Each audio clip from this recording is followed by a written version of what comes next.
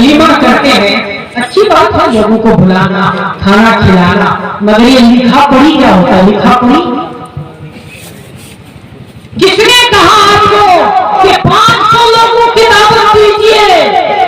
किसने कहा? ये लिखा पढ़ी को बंद कीजिए।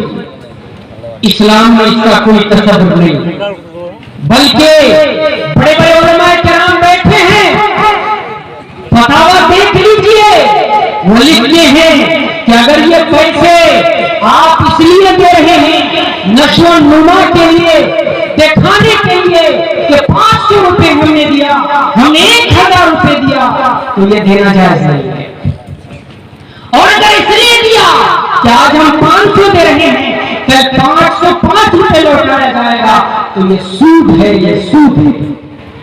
हाँ, तोहफा दीजिए, कौन मना कर रहा है, लेकिन तोहफा में लिखा पढ़ी नहीं होता है। दे दीजिए तोहफा। कहीं मेहमानदारी जाते हैं, मिठाई का डब्बा लेकर जाते हैं किसी मेहमान के यहाँ, तो लिखाते हैं कि मिठाई का डब्बा लेकर आया। लिखाते हैं, आपने बताइए क्यों? आखिर ऐसा कहां से आ गया? मेरे बुजुर्गों, मुश्किल कुछ भी नहीं है।